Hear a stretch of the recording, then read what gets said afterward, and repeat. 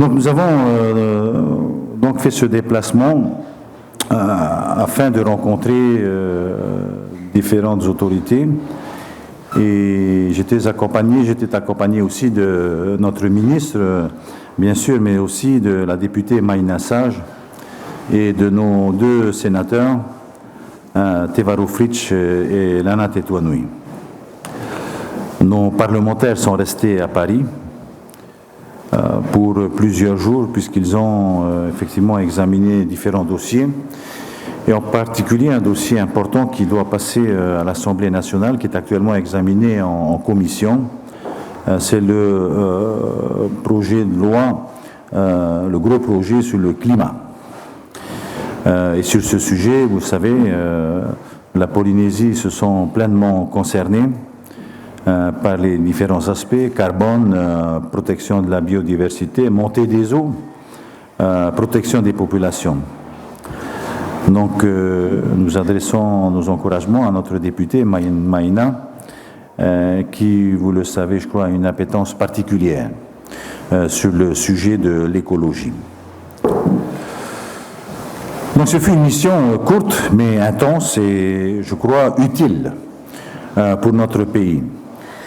Avant toute chose, je tiens à remercier chaleureusement le président de la République, M. Emmanuel Macron, le Premier ministre Jean Castex et le ministre des Outre-mer, Sébastien Lecornu, qui ont été à notre écoute et qui ont confirmé leur intention d'accompagner notre pays, d'accompagner la Polynésie française en cette période difficile. Je dois vous dire que j'ai rarement vécu dans toute ma carrière politique des moments de proximité aussi forts entre les plus hautes autorités de la République et le gouvernement de la Polynésie française, et tout cela au nom et au bénéfice de tous nos concitoyens. J'ose le dire, avec le président Macron, nous bénéficions d'un environnement de dialogue, un environnement de partenariat responsable entre l'État et la Polynésie française. Certains diraient même qu'on constate un alignement de planètes. Pour autant, l'autonomie doit nous obliger à continuer à rester dignes et responsables. Cet alignement de planètes est suffisamment rare pour être signalé, mais il ne nous exonère pas pour autant d'une approche sérieuse et rigoureuse de nos demandes, car notre statut de pays autonome nous y oblige. Alors, les sujets qui ont été examinés avec l'État, vous les savez, je crois, d'une façon générale, puisqu'il s'agit d'officialiser 3 conventions importantes avec l'État. D'abord, une convention de 12 milliards en crédit d'investissement pour les communes, financé à parité entre le pays et l'État, et ce pour une période de 3 ans. Donc ces investissements sont destinés à accompagner les communes en matière d'environnement, en particulier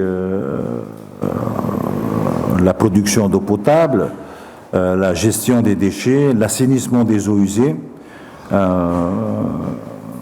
pour 6 milliards de francs sur 3 ans, mais aussi le financement d'abris de survie pour 6 autres milliards. Pour ce qui concerne les communes, nous devons effectivement continuer à maintenir nos efforts de soutien pour les aider à les équiper en réseau de production et de distribution d'eau potable, puisque nous n'avons pas, pour l'ensemble des communes actuellement, terminé ce programme. Mais aussi pour le traitement des eaux usées en semi-collectif ou en collectif, puisque certaines communes de Tahiti sont en train de s'y lancer. Les communes et nos maires sont parfaitement conscients et très sensibilisés sur l'importance de protéger le cadre environnemental terrestre et maritime de leur périmètre communal. Nous savons que les communes ont un stock de projets d'investissement en matière environnementale qui permettent d'œuvrer rapidement à partir de ces nouveaux crédits. Et c'est important que ces communes soient déjà prêtes à s'y lancer.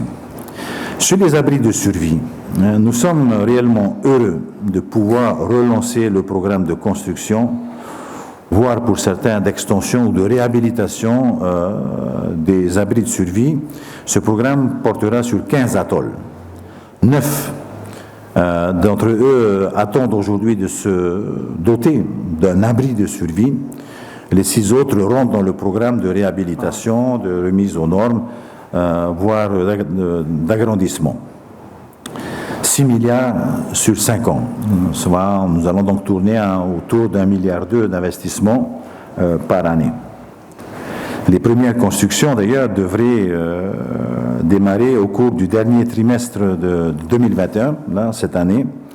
Il s'agit en particulier des atolls de Manhi, Rangiroa, Fakarava et Vaitei, qui ont des dossiers pratiquement bouclés aujourd'hui. Pour certains d'entre eux, sont déjà au stade du permis de construire, et je crois que pour Manhi, le permis est pratiquement prêt, voire attribué aujourd'hui. Troisième grosse convention, c'est les projets du pays, 17 milliards. Donc 17 milliards qui a donc été également signé à Paris avec le Premier ministre et consacré essentiellement, c'est important, était consacré essentiellement aux investissements de la compétence du pays. Là aussi, c'est une signature pour 3 ans. Je ne vais pas rentrer dans les détails parce que je crois que certains d'entre vous ont suivi les débats à l'Assemblée, puisque nous avons dû faire valider par l'Assemblée de Polynésie ces contrats, bien que, bon, on n'a pas, effectivement, le débat à l'Assemblée n'était pas tout à fait sur les détails, n'a pas porté sur les détails de ces investissements. Donc ainsi, au total, c'est 29 milliards de francs consacrés aux investissements pour les 3 années à venir. Je voudrais vous dire aussi qu'en cette période compliquée de notre situation sanitaire, il est naturellement de notre devoir, celui du gouvernement polynésien, de se mobiliser et de tout faire pour ouvrir des perspectives porteuses d'espoir pour nos familles, pour nos travailleurs, pour nos entreprises, pour nos communes et pour la Polynésie d'une façon générale. Et malgré la situation sanitaire difficile de la métropole, les enjeux financiers, économiques et sociaux de ces 3 conventions totalisent donc 29 milliards, comme je vous le disais, et méritaient effectivement qu'on aille jusqu'à Paris pour obtenir la signature et l'officialisation par les autorités de l'État. Maintenant, c'est à nous de jouer, et plus vite nous mettrons en œuvre ces opérations, plus vite les choses iront mieux pour la Polynésie, car effectivement, ce qu'il faut aussi noter, c'est que pour la première année, c'est-à-dire l'année 2021, les crédits sont déjà disponibles sur le premier tiers donc de ces conventions. C'est à nous maintenant d'aller vite et de les mobiliser, en tous les cas de les engager avant la fin de l'année. Autre sujet qui nous a beaucoup préoccupés, vous le savez, puisque tout le monde est en attente aujourd'hui, c'est la réouverture de nos frontières et le problème de la vaccination. Il me tenait à cœur de pouvoir échanger de vive voix avec le Premier ministre, Jean Castex, et surtout le Président de la République, sur le sujet de la réouverture de nos frontières, et puis leur parler aussi de la situation sanitaire de la Polynésie française. Comme vous le savez, le Premier ministre est l'autorité qu'il faut convaincre pour une ouverture de nos frontières au début du mois de mai prochain. Suite à nos échanges, le Premier ministre et même le Président de la République ont reconnu. Ils ont reconnu que la gestion particulière et satisfaisante de la situation sanitaire de la Polynésie française, d'une part, et l'importance de nos liens touristiques avec les marchés internationaux, d'autre part, permettent d'envisager un traitement particulier par les autorités nationales et surtout d'avoir une position favorable vis-à-vis de cette demande de réouverture de la Polynésie au mois de mai prochain. Lors de ma rencontre avec le président de la République, Emmanuel Macron, ce sujet a été longuement abordé. Il a bien compris que depuis un an, la Polynésie s'est responsabilisée. Elle s'est responsabilisée face à cette épidémie. Il a reconnu, le président de la République, que la Polynésie a géré la crise sanitaire en prenant des mesures pragmatiques, proportionnées et adaptées à notre géographie. Ces mesures, comme vous le savez, ont mobilisé toute la société polynésienne. Je veux parler des tavanas, des confessions religieuses, des entreprises, des forces de police, de sécurité, du monde médical et paramédical. Ces mesures, nous les avons appliquées tous ensemble et avec vous tous. Et ces mesures ont permis, aujourd'hui, c'est le constat que nous faisons en tous les cas, que Paris fait avec nous, ça nous a permis de casser efficacement les chaînes de propagation du virus. Il y a un an, mars 2020, c'était autrement plus difficile et complexe, puisque nous et le monde entier étaient face à l'inconnu, cet inconnu absolu sur ce phénomène sanitaire. Aujourd'hui, après un an de lutte au quotidien, nous avons acquis, pour la Polynésie en tous les cas, une expérience réelle et une expérience couronnée d'un certain succès. La lutte contre les variants est aujourd'hui moins angoissante qu'elle l'était il y a 2 mois. Nous sommes plus éclairés qu'il y a un an. Donc merci à tous et à toute la population polynésienne pour vos efforts durant cette année écoulée, car c'est grâce à vous, aujourd'hui, à vous tous, que nous réussissons. J'ai entendu la complainte de nos chefs d'entreprise de tous bords. J'ai aussi compris la souffrance, une souffrance énorme du monde du travail polynésien. Et j'ai compris que ce n'était pas facile pour leur famille. Alors je rappelle que nos chefs d'entreprise se sont également manifestés auprès des autorités nationales pour plaider fortement en faveur d'une réouverture de nos frontières polynésiennes. Ils ont écrit aux plus hautes autorités de l'État. Cette réouverture est vitale pour sauver nos emplois et nos entreprises. Aussi, notre projet commun de réouverture dès le début du mois de mai prochain, notre projet commun que j'ai partagé avec le président de la République et le Premier ministre est effectivement de réouvrir nos frontières le 1er mai, tout en continuant à nous protéger, en filtrant l'entrée dans notre pays et donc en limitant l'importation du virus. Aujourd'hui, en plus des moyens que nous avons déployés et que nous maîtrisons, nous disposons d'une arme efficace supplémentaire, le vaccin. Nous allons donc mettre en place un protocole à l'entrée de nos frontières en combinant ces moyens que sont le test virologique, le test sérologique, le vaccin et naturellement notre fameuse fiche ETIS. Nous détaillerons précisément le dispositif sanitaire avec le haut-commissaire dans les prochains jours dès que nous aurons obtenu la validation de notre nouveau protocole. En outre, j'ai souhaité, depuis l'existence du vaccin, que les Polynésiens puissent être vaccinés sans tarder. Pour ma part, l'ouverture de nos frontières va de pair avec protection de nos populations et bien sûr, en urgence, pour les plus vulnérables d'entre nous. C'est la seule arme efficace existant de large protection de nos populations. Je le dis, je le redis et j'y crois. Le pape lui-même, pour ceux qui suivent l'actualité internationale, le dimanche 4 avril, le jour de Pâques que nous avons tous fêté, a appelé à accélérer les campagnes de vaccination. Selon le pape, un instrument essentiel pour cette lutte. Le vaccin est un instrument essentiel pour cette lutte. Le pape a en outre souhaité un internationalisme des vaccins pour aider et partager ces moyens avec les pays les plus pauvres.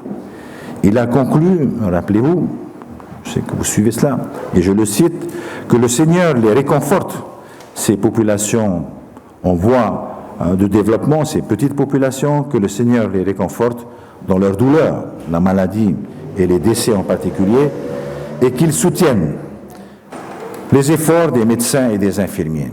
J'ai donc demandé au président de la République un quota de 15 000 doses de vaccins par semaine. Il m'a donné son accord car il a parfaitement compris que le redémarrage économique de la Polynésie dépend d'un redémarrage du tourisme polynésien. Et c'est pour cela qu'il est nécessaire que les Polynésiens soient collectivement protégés grâce à la vaccination. Je saisis cette occasion pour vous informer de plusieurs choses, et en particulier de l'arrivée prochaine, le 17 avril, le 17 avril prochain, l'arrivée du vaccin Johnson chez nous. Donc, rappelez-vous que ce vaccin nécessite qu'une injection. Nous attendons 5000 doses, c'est ça, et que, naturellement, nous attendons la montée en puissance de la livraison des autres vaccins, et en particulier des vaccins Pfizer, prévus donc dans les semaines à venir, dans les jours à venir. Nous mettrons donc en place des vaccinodromes. Le calendrier est le suivant, je vais vous parler que de l'essentiel. À la présidence, dès ce samedi 10 avril et le dimanche 11 avril le matin, nous accueillerons les personnes qui attendent leur deuxième injection, mais nous ouvrirons aussi à la primo-vaccination. C'est-à-dire qu'effectivement, nous nous organisons pour pouvoir traiter à minima 2500 personnes, mais nous prenons en charge aussi la primo-vaccination. Ça, on verra samedi combien de personnes seront présentes. À Mataya, sous le chapiteau communal de Tehoro, la semaine suivante, le 17 avril, en primo-vaccination, donc le samedi dans la journée, et nous réservons déjà auprès du maire de Tevayuta la deuxième injection pour le samedi 15 mai. À Mahima, sur le site de l'ancien RSMA, où il y avait les installations du CEA, le samedi 24 avril en primo-vaccination et le 22 mai pour la deuxième injection.